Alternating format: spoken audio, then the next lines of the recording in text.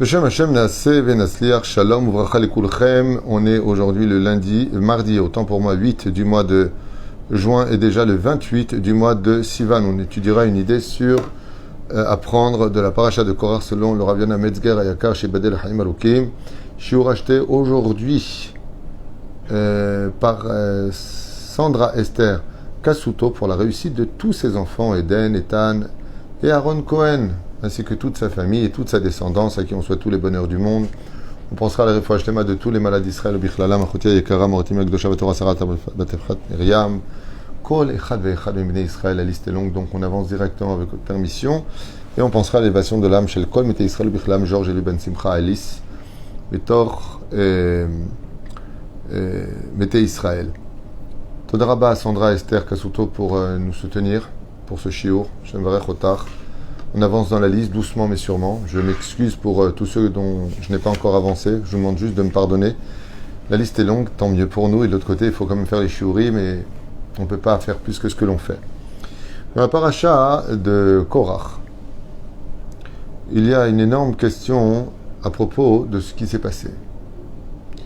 Alors, les Chachamim posent une question énorme. Ils nous disent, quand Korach est venu avec ses 250 princes du Sanhédrin, pour remettre en question la légitimité de Moshe Rabbeinu et de Aaron, il s'est passé quelque chose de bizarre. Petit 1, la terre s'est ouverte, et quand la terre s'est ouverte, certains ont été avalés, d'autres ont été brûlés, et dans Masechet Sanhédrin, Bedaf Kuf Yud, là-bas, on nous dit que Korach a été et avalé et brûlé. C'est une question énorme. Pourquoi est-ce que cette mise à mort de Korach, en ce qui le concerne lui, contrairement aux autres qui n'ont eu qu'une seule punition, lui a été frappé de 2 punitions. La Gemara nous dit Gam nivla ba'adama vegam nisraf. Pourquoi faire? C'est comme si quand tu disais on dit à une personne, si tu meurs, je te tue. T'es mort. Alors il faut savoir une chose. Dans le monde dans lequel on vit, on ne peut tuer un corps qu'une seule fois.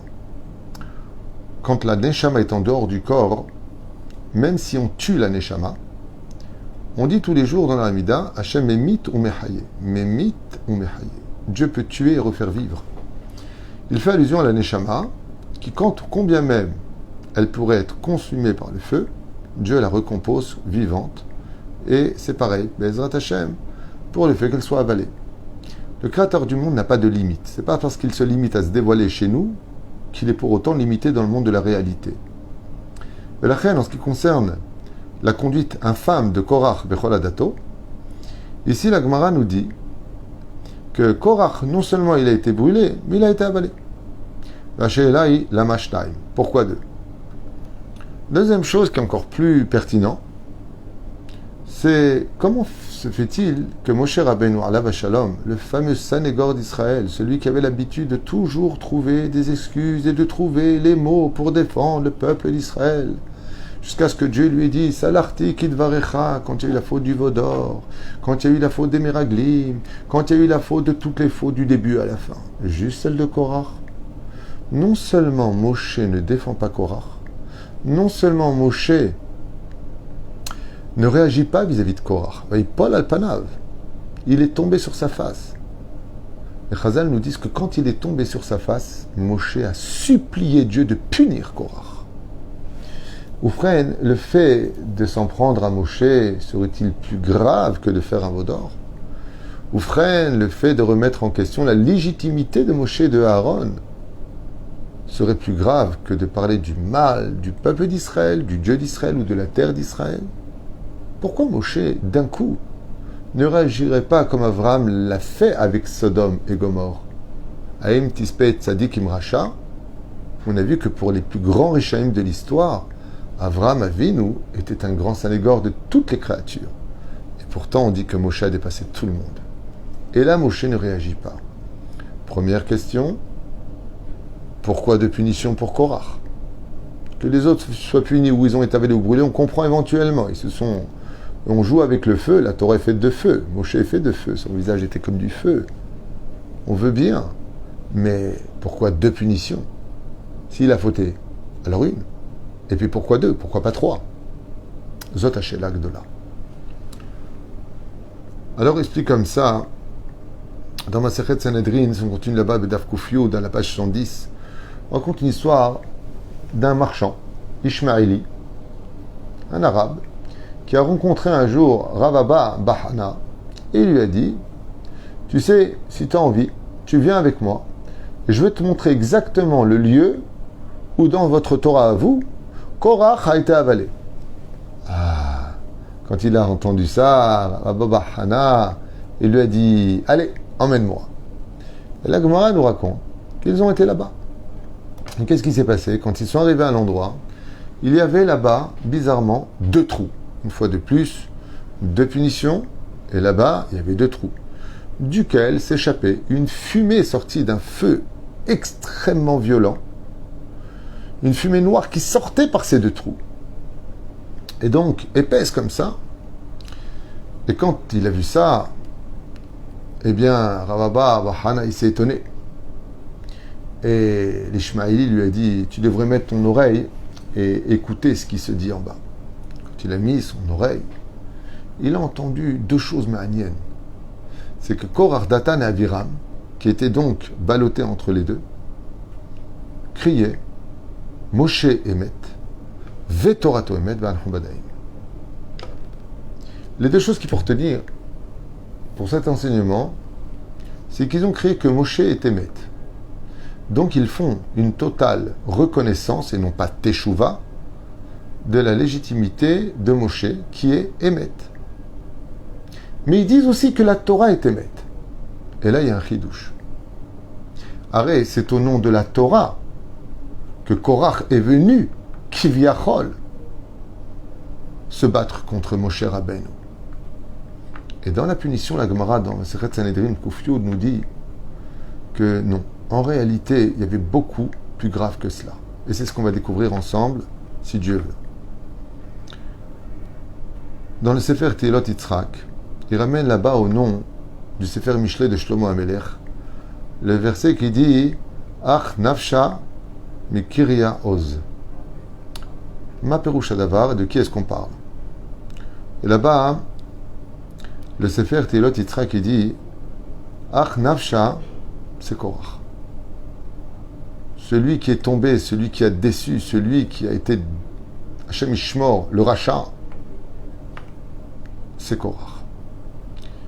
Et de l'autre côté, il dit Mikiriat Oz. De quel Kiryat? C'est qui Oz? Hashem Oz Le'amuiten. La Torah elle a plusieurs noms. Elle s'appelle la vie, Torah Traim. La Torah s'appelle aussi Oz. Oz, c'est le surnom que nos Chachamim donnent au mot Torah. Hashem Oz Le'amuiten. Tenu Oz L'Elokim. Donnez Oz, donnez de la force à Dieu. Au niveau du Pshat, au niveau du Drash, donnez de l'étude de la Torah à Dieu. Un cadeau, si un jour vous avez envie de faire un cadeau à Dieu, on ne sait jamais, je sais pas, vous avez un enfant, vous avez gagné un petit loto, une belle chose, une belle voiture. Vous dites, tiens, j'aimerais bien faire un cadeau à Dieu. Tenu Oz. Dieu, tu me donnes quelque chose? Va étudier la Torah. Zé Oz. Chazal, ils disent Oz, c'est le surnom qu'on donne à la Torah. Oz, qui veut dire puissance, force. Dans ce verset-là, dans le livre Tehilot Yitzhak, il dit Al qui il a vu la Kavana quand il a écrit dans Mishlei? Qu'est-ce qu'il a vu Beruach HaKodesh? Qu'est-ce qu'il a vu en écrivant ça, le roi Salomon? Sur ce qui s'est passé avant lui, à l'époque de Korach. Omrim Chazal, Pashut Meod, pour comprendre l'histoire. Nous, on avait cru que tout le problème, c'est que Korach s'en était pris à Moshe et Aaron. C'est Nachon, Vadaï Sheken. Seulement la Torah nous a dit juste avant Ve'aish Moshe Anav Meod, Mikol Adam Asher Ma'al Peneha Adama. Et l'homme Moshe était un homme très humble, l'homme le plus humble de tous les hommes de la surface de la terre. Tant que Moshe, on s'en prenait à lui, tant que Moshe, il voyait que c'est lui qu'on insultait, que ça le touchait lui personnellement, alors il prenait la défense. Tant qu'on ne comprenait pas le plan divin, tant qu'on n'avait pas compris, par exemple le veau d'or, ils ont voulu remplacer qui? Moshe Rabbeinu, il l'a défendu. Tant qu'on a parlé de la terre d'Eretz Israël, et que Dieu il serait capable ou pas capable, il a défendu parce qu'on peut encore faire teshuva sur ça. Il y a un domaine sur lequel cette paracha vient nous mettre en garde, nous aujourd'hui, pour toutes les générations. Faire très attention à cet enseignement Rabotai. C'est que Moshe Rabbeinu, il disait Nachon, qu'il ait fauté contre moi, j'aurais tout de suite prié pour lui. Qu'il dise que je suis un as, que ceci et que cela, un baya. Lama, il a fait du Moti Shemra, de la Shonara, bien entendu, ne pas tout confondre. Il y a beaucoup de gens qui confondent la notion de la Shonara Moti Shemra, et quand par exemple tu dénonces des malfaiteurs, ou des gens qui se font passer pour de vrais rabbanim, et que tu dis pas leur nom, parce que tu espères qu'ils font tchouva, ou que Béhémet, ils vont s'arranger. Ah, pourquoi vous dites la Shonara? Il n'y a aucun Lachonara là-dedans, Baba. Il n'y a aucun Lachonara bichlal. Bichlal. Et tu dis juste c'est quoi le Lachonara, après tu diras si les gens font du Lachonara ou pas. Les gens, j'ai remarqué qu'ils utilisent beaucoup, comme par exemple, si on sait qu'une personne est voleur, ou violeur, ou un homme infâme, ou un homme négatif, on a toutes les preuves. Le Beddin enquête et qu'il dit que Béhémet, il y a lieu de le dénoncer, tu auras toujours des ignorants qui sont gentils avec un bon cœur de bons juifs. Mais je comprends pas, mais comment, comme le Rav Ovadia Yosef, il avait maudit par exemple Yossi Sarid. Il y a des gens qui disaient, comment un Rav, avec sa bouche, peut maudire un autre juif? De quoi tu parles? De quoi tu parles? Dans la Torah, il y a marqué, maudit le juif qui ne fait pas Shabbat. Alors on jette la Torah. Faire très attention à ça, de ne pas mettre tout le temps des titres sous l'égide de j'ai un meilleur cœur que l'autre. La Torah, c'est ce qu'elle dit. Là, on parle de vrais rabbanim. Celui qui dit du mal de vrais rabbanim, on va faire le sikoum. Bon iré. Écoutez bien ce qu'il dit. Moshe était humble, et lui, il n'aurait eu aucun problème de prier pour celui qui l'aurait agressé si il n'avait agressé que lui. Mais qu'est-ce qu'on a vu du verset de Michelet? Ils disent comme ça, Ach nafsha ze yetro, ze korach, slicha, mikriyat oz ze Torah. Mashma mikan, que qu'est-ce qu'on va retenir? Qu'est-ce qu'on va retenir? Qu'en réalité, Korach n'a pas lutté que contre Moshe. Il a estimé que la Torah aussi avait été écrite par Moshe et que la Torah était fausse. D'où la phrase Moshe émet, Vetorato émet. Pourquoi tu me dis que sa Torah elle est émet? De là, il t'apprend qu'en réalité, Korach, il avait dit que non seulement Moshe était un usurpateur, mais que même la Torah qu'il avait écrite était fausse.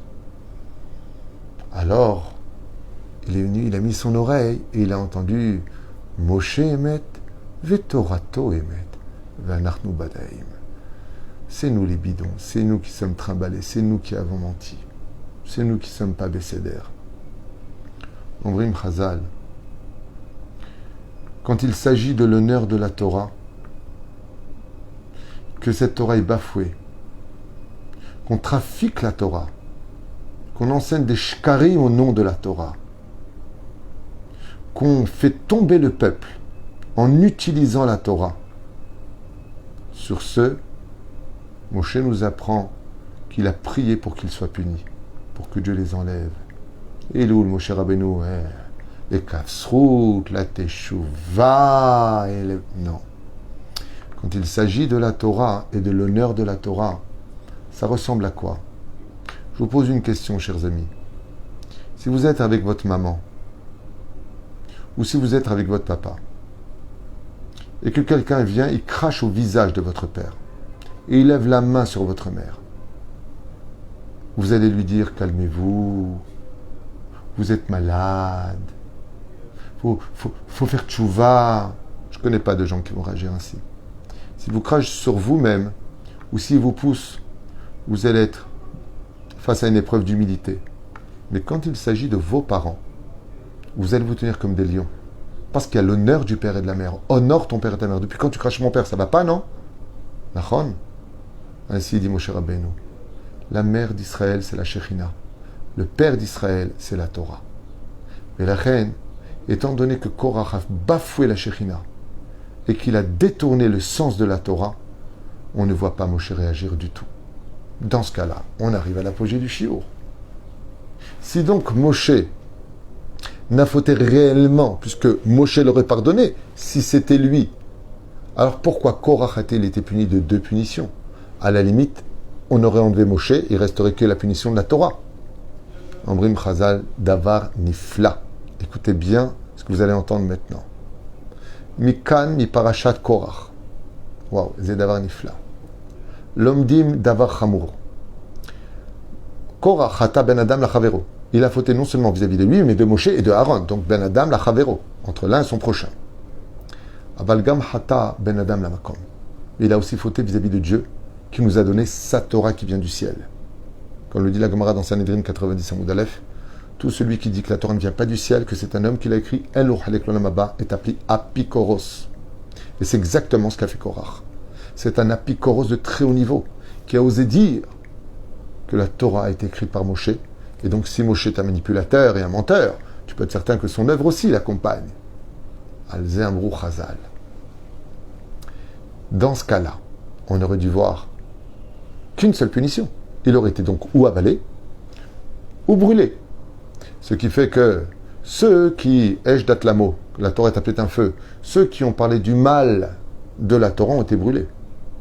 Ceux qui ont dit de Moshe que c'est un usurpateur, étant donné que Moshe est comparé à la terre, dans son humilité, et que eux ont dit que c'est un orgueilleux, il a fallu donc les mettre en dessous de Moshe pour montrer sa supériorité. Si Moshe était sur la terre, donc Korach, Vecholatato, devait descendre sous la terre. Korach, pardon, et les Réchem qui étaient avec lui, sous la terre, puisque Moshe était déjà au niveau de la terre. Donc on comprend cette punition. La terre avalée, Korach, c'est contre le kavod de Moshe. Mais d'où est-ce qu'on dit ça? On dit qu'une personne qui humilie l'autre en public, il préfère être enterré qu'on l'humilie en public. Ça, c'est la faute de Korach qui a été avalée par rapport à la faute de Moshe. Mais si Moshe l'a pardonné, alors pourquoi tu vas le punir? Mikan Adam Ilman Moussareskel. Tout celui qui dit du mal des vrais rabbanim finira automatiquement par dire du mal de la Torah. D'où les deux trous. D'où les hachan qui sortaient de là-bas. Et d'où le fait que quand il a mis son oreille, Moshe Emet ve Torato Emet. Pourquoi tu dis pas Torato Emet ve Moshe Emet? Il dit parce que d'abord, fais attention, quand tu ouvres ta bouche sur des gdolim en Torah, sur des vrais rabbanim, tout comme c'est une mitzvah de se taire et de comprendre la valeur des grands rabbanim, au Tamida, il y a un moment dans la vie où il faut mettre un stop pour les faux rabbanim comme Korach, Vecholadato, où la Torah nous donne leur nom, et la Torah les dénonce. Cette même Torah qui t'interdit de parler des rabbanim, elle-même vient t'apprendre que quand il s'agit d'usurpateurs qui viennent falsifier la Torah, c'est une mitzvah de les dénoncer, et c'est une mitzvah de prévenir le tzibour que cette Torah-là est fausse, qu'elle emmène à l'opposé de la volonté divine, et qu'en plus de ça, elle n'est même pas référencée. Hashem Shmor Virachem. Zamoussar Eskel, pour lesquels Korach Miskin elle a été puni. Mitzad Echad, pour Moshe Rabbeinu, Mitzad Sheni, pour la Torah, parce qu'en réalité, les deux ne font qu'un. C'était deux trous au même endroit, pour t'apprendre que tout celui qui dit du mal des Chachamim et des Rabbanim finira automatiquement par dire du mal de la Torah elle-même. On a pu le constater d'ailleurs dans certains réseaux sociaux où certaines personnes ont osé traiter le Rav Kanievski de curé. Il y a certains qui se sont permis de dire du Rav Intel une assemblée de moines, nous voulons nous dégrader. Il y en a même qui ont appelé les parasites, en parlant de gens qui sont étudiants en train d'étudier la Torah. Et on a vu au fur et à mesure de leur shiurim que c'était une Torah qui était de plus en plus falsifiée. On ne parle plus d'Avraham Tzak Yaakov, on parle que de choses qui n'ont ni queue ni tête, que de philosophie qui le mettent à l'aise, que le Yetzer Hara de l'homme et qui le réconforte énormément dans sa médiocrité, comme je le dénonce dans les faux rabbins. Là-bas, c'est une mitzvah, paracha de Korach. Dieu nous l'a mis en avant-plan. Parler des vrais rabbanim, faites très attention. Parler des faux rabbanim, on en a une paracha. Kol Tov, et à tout de suite pour le prochain shiur pour ceux qui sont intéressés.